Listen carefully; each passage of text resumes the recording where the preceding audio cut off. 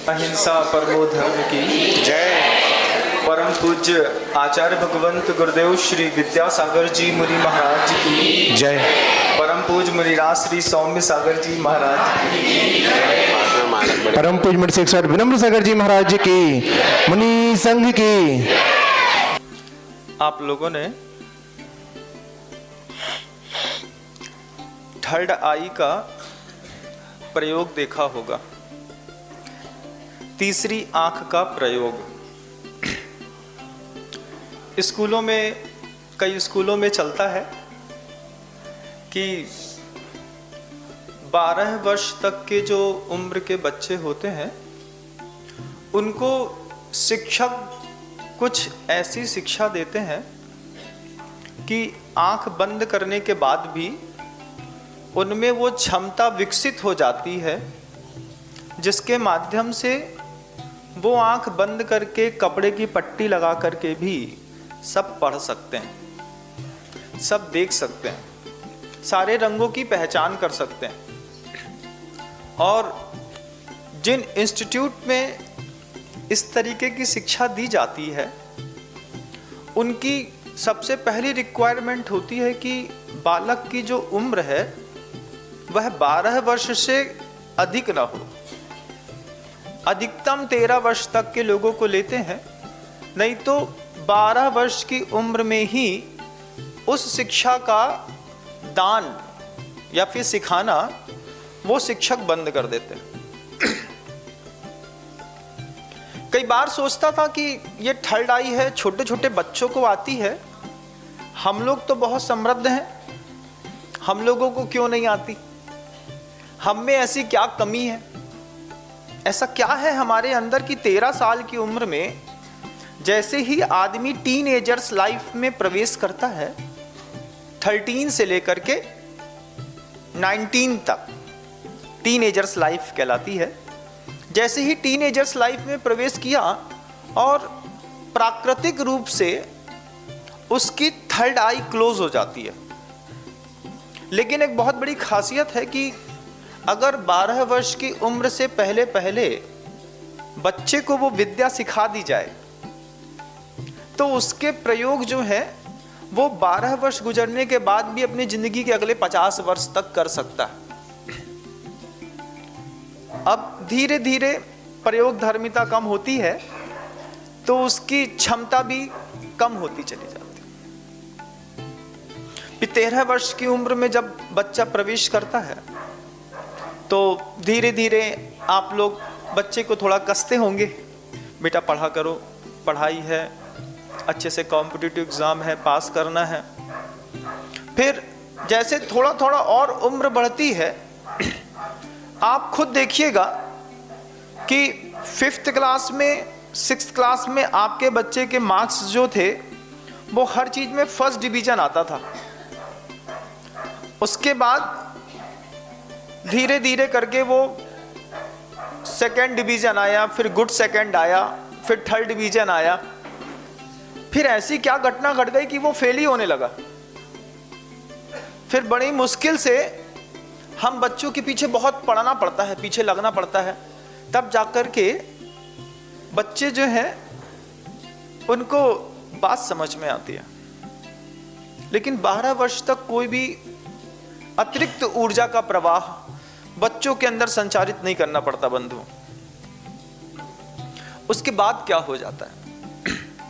अब यही क्वेश्चंस धीरे धीरे जैसे जैसे उम्र बढ़ती है और जब 19 की एज पार करके बच्चा 20 साल का हो जाता है, 20 साल की उम्र में फिर बच्चे हमारे पास आते हैं, महाराज 12th कंप्लीट हो गया, अब CA करना, CFA करना, MBA करना, BE करना, ME करना, BDS करना, नीट करना, क्लैट के एग्जाम करना, UPSC करना, FPPSC करना, कितने सारे कॉम्पिटिटिव एग्जाम हैं जिनकी तैयारी करने वाले बच्चों के अंदर इतना ज़्यादा डिप्रेशन है कि वो डिप्रेशन में कई बार बड़ी बड़ी मोटी मोटी बुक्स को साथ में रखने के बाद भी मृत्यु को स्वीकार करना पसंद कर लेते हैं। लोग के कमेंट्स आते हैं हमारे पास, बताते हैं कि महाराज पढ़ते हैं और पढ़ते पढ़ते ऐसा लगता है जैसे आत्महत्या कर लें। अभी आपने देखा ही है कि आपके नगर में भी ऐसी कोई घटना घट गई जो बहुत ज्यादा दुख का वातावरण बनाने वाली थी, कि पढ़ने वाली उम्र में बच्चा आत्महत्या कर लेता है। आप लोग शांत बैठेंगे तो हमारी आवाज आपको संवेदनाएं अंदर तक जाएगी। मैं अंदर से बोल रहा हूं, आपको दिखाना चाहता हूं कि हम गलती कहां पे करते हैं।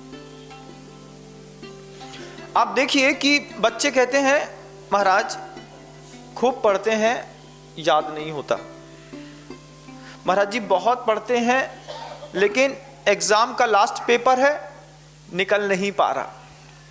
महाराज जी हमने खूब सारी मेहनत करी लेकिन जब पेपर सामने आया माथा ऐसा हैंग हो गया, समझ भी नहीं आया क्या लिखना है, और कुछ का कुछ लिख करके हम चले आए।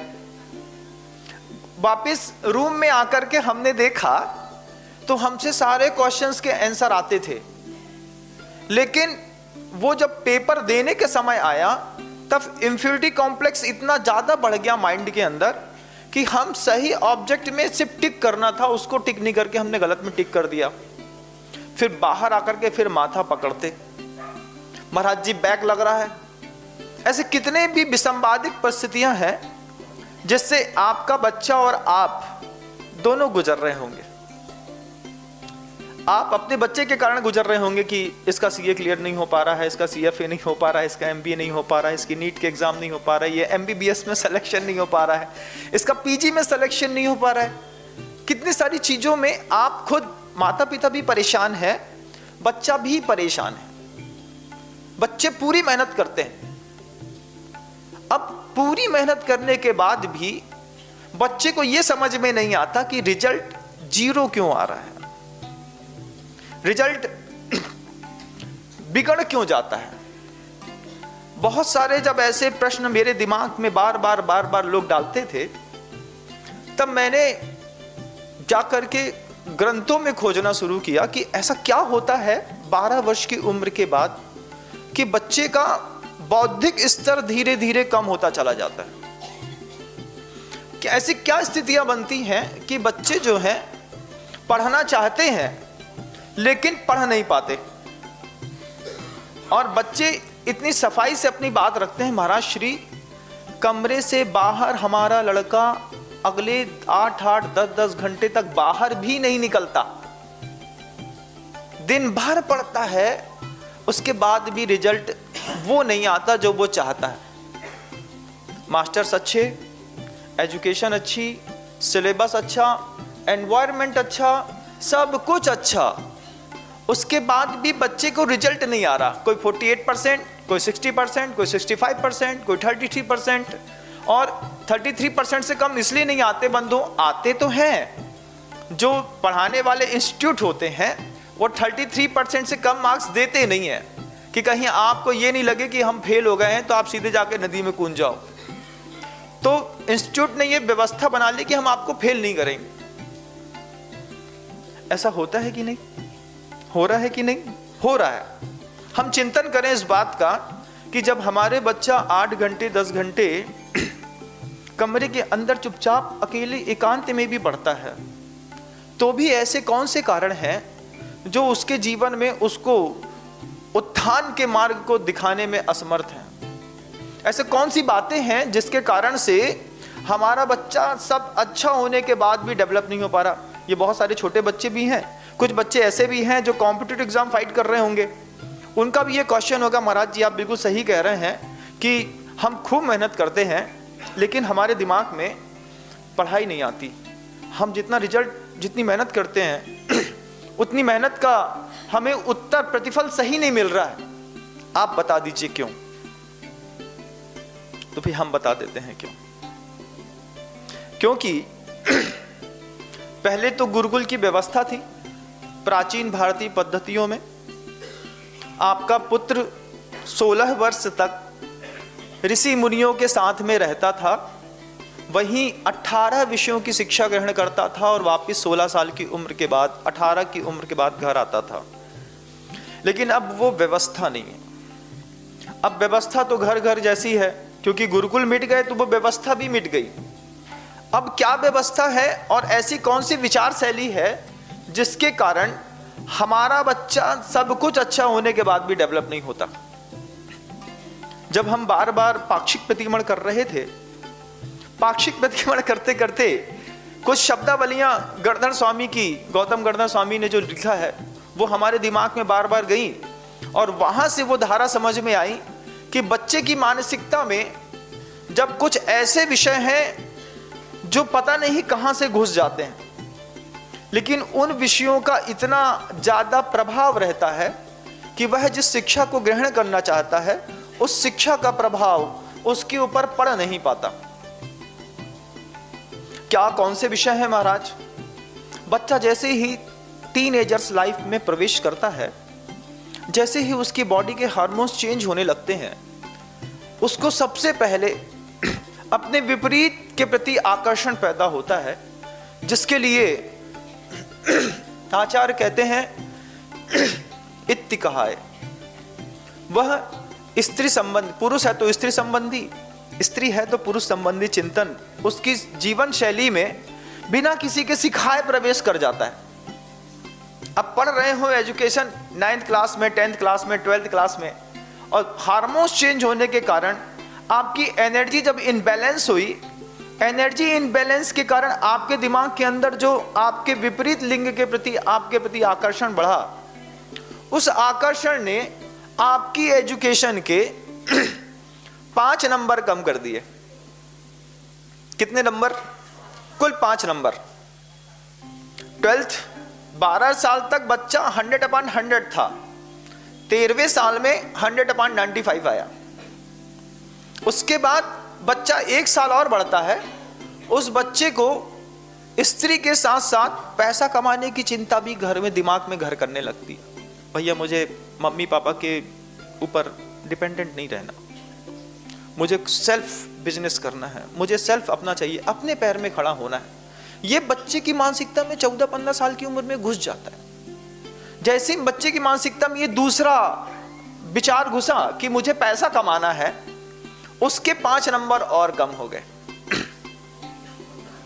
अत्त का है। फिर बच्चे को आपने बाहर पढ़ने के लिए किसी भी हॉस्टल इत्यादि में भेज दिया, मान लीजिए अच्छी इंस्टीट्यूट में भी भेज दिया, तो वहां पर बच्चा पहले तो दिमाग में एक स्त्री के प्रति उसका आकर्षण बढ़ गया, फिर उसके दिमाग में पैसा कमाने के प्रति आकर्षण बढ़ गया। अब वो वहां जाकर के जब माता पिता के हाथ के भोजन को छोड़ देता है, तो वो वहां पे जाकर के पढ़ते पढ़ते जब थोड़ा फ्रस्ट्रेट होता है, बोले क्या खाएं यार, क्या चाहिए, तो फिर उसके दिमाग में भोजन कथा घुस जाती है कि भैया मुझे ये खाना है और ऐसा खाना है। तो कभी वो पिज्जा बर्गर, कभी वो चाउमीन, कभी वो किसी होटल, कभी वो जोमेटो, कभी वो स्विगी, कभी कोई कॉफी का पी करके, कभी डोसा खा करके, ऐसे भोजन को करके वो बच्चा अपना जीवन जीता है और पढ़ने की कोशिश करता है। अब बच्चा पढ़े भी और 9:30 बजे ये चिंता भी करे कि आज किसकी होटल में जाकर के खाना खाऊं। देखिए, आप विचारों को समझने का प्रयास करिए। जब बच्चे के अंदर तीसरा अपने ही भोजन के प्रति अनियमितता और शंका पैदा हो जाती है कि मुझे पता नहीं अब कब क्या खाने मिलेगा। कोई बच्चा सोचता है अरे कॉफी पी के कॉलेज चले जाएंगे, कोई सोचता है सामने सड़ा डोसा, वो डोसा मिलता है, डोसा खा लेंगे चले जाएंगे, है ना। अब सड़ा डोसा तो हम कह रहे हैं आपके लिए तो वो अच्छा है, आपके लिए तो सफेद सफेद दिखता है, बढ़िया गरम गरम दिखता है, तो आप कुछ भी खा लेते हैं। लेकिन इस भोजन संबंधी विकल्प के कारण उस बच्चे के जीवन से विज्ञान के 5 नंबर और कम हो जाते हैं। इत्ति कहा है, अत्त कहा है, भत्त कहा है, फिर राज कहा है। चौथी एक और विचार शैली उन बच्चों के अंदर पैदा हो जाती है जिसके माध्यम, वो क्या, अरे देश में क्या चल रहा है, क्या हो गया, बीजेपी क्या कर रही है, कांग्रेस क्या कर रही है, किसने क्या कर दिया है। अब वो सोशल वर्किंग को अपनाता है, एक एक विषय बढ़ेगा, एक एक साल बढ़ेगा और 5-5 नंबर कम होते चले जाएंगे बंधु।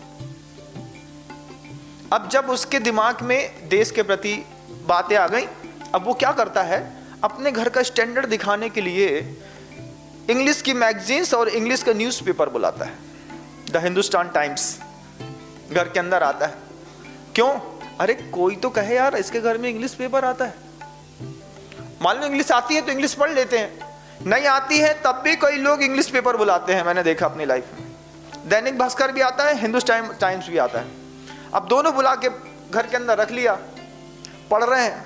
एक को रखा है दूसरे के लिए, पड़ोसी है प्रोफेसर, वो पढ़ा लिखा है, वो हमारे घर में पेपर आके पढ़ता है, इसी बहाने आना जाना होता है। तो जैसे ही जिंदगी में स्टूडेंट्स की लाइफ में पेपर आया और देश की दुनिया भर की बातें आई, 5 नंबर उसके फिर वहां पर कम हो गए।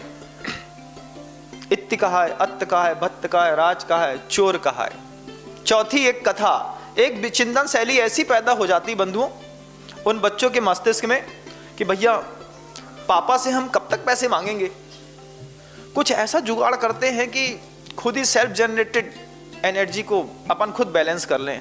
तो बच्चा स्कूल में, कॉलेज में, हॉस्टल में पढ़ता भी है और वो कुछ ऐसा करने लगता है जिससे पापा से पैसा नहीं मांगना पड़े, हम यहाँ पे खुद पैसा पैदा कर लें। और उसके लिए किस तरीके से, कभी वो सट्टा खेल लेता है, कभी वो MCX में पैसा लगा लेता है, कभी वो किसी और चीज़ें कर लेता है। तो उससे क्या होता है, उसको चोरी करके और अपने जीवन को चलाने के लिए एक नई विद्या सीखने लगता है। एक्चुअल में वो जो सीखने गया था उससे उसकी एनर्जी कितनी इनबैलेंस्ड होती जा रही है बताओ। सबसे पहले अपोजिट सेक्स में चली गई, उसके बाद पैसे में चली गई, फिर खाने में चली गई, फिर देश की बातें में चली गई, फिर पर पाषंड कहा है।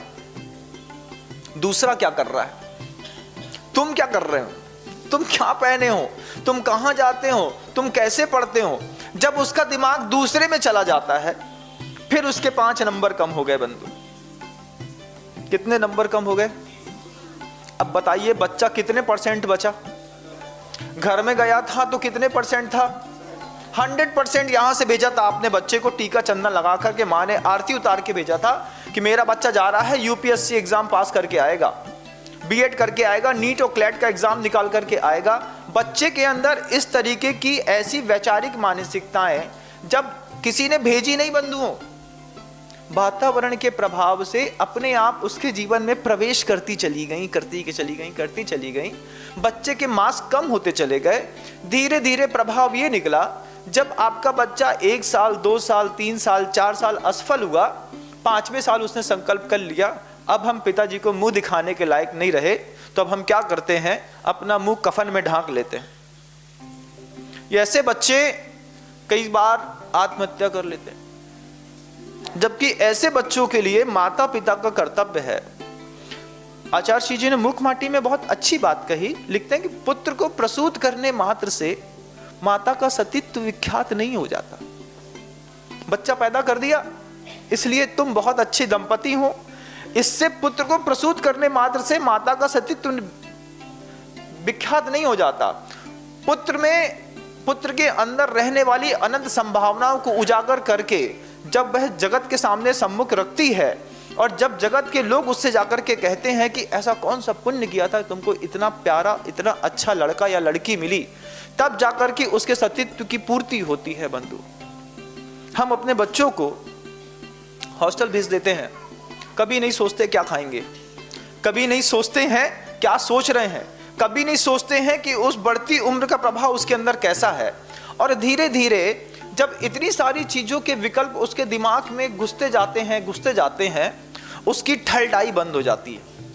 तीसरी आंख जो दिव्य थी, वह तीसरी आंख जिसके माध्यम से वह आंख बंद करके भी किताब पढ़ने की कला जानता था, उस कला का विलोपन, उस कला का खात्मा अपने जीवन से इन सारे प्रकल्पों के कारण धीरे धीरे प्रत्येक व्यक्ति के जीवन में होता चला जाता है। और यही सबसे बड़ा कारण है कि हमारे बच्चे वक्त रहते डेवलप हम करना चाहते हैं लेकिन हो नहीं पाते।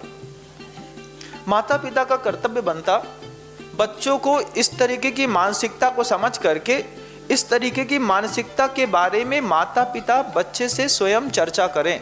बेटा अभी पैसे के बारे में विकल्प मत करो।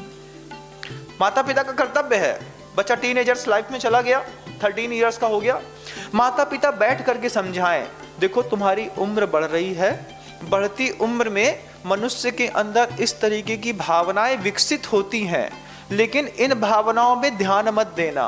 तुम्हारा पढ़ाई के नंबर इन भावनाओं के कारण खत्म हो जाएंगे। उसकी जानकारी माता पिता को देनी चाहिए। माता पिता बोलते बात करने में शर्म आती है महाराज, और जब लड़का सुसाइड कर लेता है तब कैसा लगता है? पहले समझा दो थोड़ा सा, अपने ही बच्चे को खुद बैठा करके, अपने ही बच्चे को सिखा दो कि बेटा ये फालतू की मैगजीन्स पढ़ने से, टीवी एंड्रॉइड देखने से, पेपर पढ़ने से तुम्हारी पढ़ाई होने वाली नहीं। एक न्यूज़पेपर कितनी देर पढ़ा जाता है एक घर में बताओ? 5 मिनट, 10 मिनट, कितनी देर? एक न्यूज़पेपर आपकी जिंदगी का कितनी देर बर्बाद करता है आप खुद बताओ। फिर हम बताते हैं कितनी देर बर्बाद करता है। 10 मिनट, 15 मिनट, आधा घंटा। देखिए आप न्यूज़पेपर कैसे पढ़ते हैं, मैं आपको बताता हूं। जब आपके घर में न्यूज़पेपर आता है, सबसे पहले आप उसका फ्रंट देखते हैं। फ्रंट में आप कुछ पढ़ते नहीं हैं, मात्र चित्र देखते हैं। फिर उसके बाद आप सीधे सीधे पीछे का बैग देखते हैं। बैग देखा और पीछे का पन्ना खोला और अंदर का पढ़ा। अंदर एक बड़ी सी फोटो टंगी रहती है, उसके नीचे छोटी छोटी लाइन पड़ी रहती है। फिर आपने एक एक करके पूरे पन्ने के पहले आपने चित्र पढ़े, देखे चित्र। चित्र देखने में आपका 10 मिनट निकल गया। उसके बाद आप अपने काम में लग गए, पेपर फेंक, बेकार पेपर है, कोई काम का नहीं। अब आधे घंटे बाद आपने वो पेपर फिर उठाया, हेडलाइंस पढ़ी, उसमें आपने 15 मिनट दिया। फिर बोला अरे हाँ आ रहे हैं, काम कर रहे हैं। फिर आपने थोड़ी देर बाद उसके पीछे बगल में जो कोई नए इश्यूज लिखे रहते हैं, कोई लेख लिखे रहते हैं, जब आप 12-1 बजे आपने वो पेपर फिर उठाया, फिर उसके इश्यूज पढ़े। फिर उसका जो कॉलम लिखा रहता है, जिस कॉलम में खालिस्तान बढ़ो, वो खालिस्तान आपने भरा। हाँ, फिर आपने मिडिल साइज की जितनी भी जानकारियां थी सारी जानकारियां पढ़ी 13 पन्नों की। उसके बाद आपके पास कोई काम नहीं रहा तो आपको वो पेपर वहां रखा रहा। फिर आपने छोटी छोटी जानकारियां पढ़ी, किसके घर में क्या हो गया, कहाँ एक्सीडेंट हो गया, विदिशा में क्या है, बासोदा में क्या है, लटेरी में क्या है, सिरोंज में क्या है। आपने छोटी छोटी जानकारियां पढ़ी और ऐसा करके आपने दिन में 8 बार पेपर उठा करके 1.25-2 घंटा अपना एक पेपर में एक आदमी बर्बाद करता है। और आपको लगता है कि सिर्फ 10 मिनट का खेल है, और वो पेपर घर के 10 फैमिली मेंबर्स के बीच में रहता है। तो आप सोचिए कि 10 फैमिली मेंबर्स का एक साथ मिलाए तो कितना घंटा बर्बाद कर। आप सोचिए 20 घंटे से 22 घंटे एक पेपर इतना गलत, जो सिर्फ निगेटिव न्यूज देता है, वो एनर्जी इनबैलेंस करता है। इसी तरीके की मैगजीन्स इनबैलेंस करती हैं, और ये सबसे बड़े कारण बनते हैं बंधुओं अपने आप के उस स्वयं के स्वामित्व से अपने आप को स्खलित करने के। आपको हमारी बात जब आप प्रैक्टिकली करके देखेंगे ना बंधुओं, तब आपको लगेगा कि महाराज श्री बिल्कुल सही कहते हैं। एक पेपर कम से कम एक आदमी का प्रत्येक दिन का 1.25-2 घंटा खराब करता है। और वो बच्चा पढ़ने लगा, इंडिया टुडे पढ़ने लगा, दूसरी बुक्स पढ़ने लगा, तो उसका एनर्जी इनबैलेंस हुआ। और जैसे थोड़ी थोड़ी चीजों से उसका ध्यान यहां से वहां, यहां से वहां भटकता है, और धीरे धीरे धीरे करके आपके बच्चे का वह जो मानसिक स्तर है, आपका बच्चा जिस एजुकेशन को लेने के लिए बाहर गया था, वो बाहर जिस एजुकेशन को पढ़ने गया था, वो सारी की सारी एजुकेशन धरी रह जाती है बंधुओं। ऐसे और भी कितने प्रकल्प हैं। आचार्य भगवंतों ने कितनी सारी बातें कही, मैंने सिर्फ 5-6 बता रहा हूं। इत्ति कहा है, अत्त कहा है, भत्त कहा है, राय कहा है, चोर कहा है, बेर कहा है, दूसरों से बैर कैसे होए, पर पाषंड कहा है, दूसरों के प्रसंग की बाता, देश कहा है, आ कहा है, वी कहा है, निठुल कहा है, पर पेशुंड कहा है, कंदपिया है, कुकुचिया है, डंबरिया है, मुखरिया है, अपसंसणदाय, पर परिदावणदाय, पर दुगुंछुणदाय, पर पीड़ा कड़ाय, पर सामत जोनु मोड़िया है। इतनी सारी भाषाएं हैं, 16-17 ऐसे प्रकल्प हैं जो एक मनुष्य के दिमाग में जब भी बच्चों के अंदर प्रवेश करते हैं और बच्चे अपने शैक्षणिक स्तर को खो बैठते हैं, माता पिता का कर्तव्य बनता है, और जो बड़े बच्चे हैं बाहर पढ़ रहे हैं उनका भी कर्तव्य बनता है, सबसे पहले न्यूज़पेपर बाहर करें, मैगजीन्स बाहर करें, फालतू के फोबिया नहीं सोचें, पैसे कमाने के बारे में नहीं सोचें, पहले पैसा से पहले विद्या कमा लो, फिर एक एक करके उसके पीछे पीछे दुनिया की सारी चीज़ें अपने आप मिलती चली जाती हैं। ये अगर आपको लगता है कि इस तरह की इनबैलेंसिंग आपकी लाइफ में चल रही है या आपके परिवार में, आपके बच्चे की लाइफ में चल रही है, तो आप सब इस छोटे से उद्बोधन के माध्यम से उन चीज़ों को बैलेंस करने की कोशिश करके अपने परिवार को बैलेंस करने की कोशिश करें। इन्हीं भावनाओं के साथ अहिंसा परमो धर्म।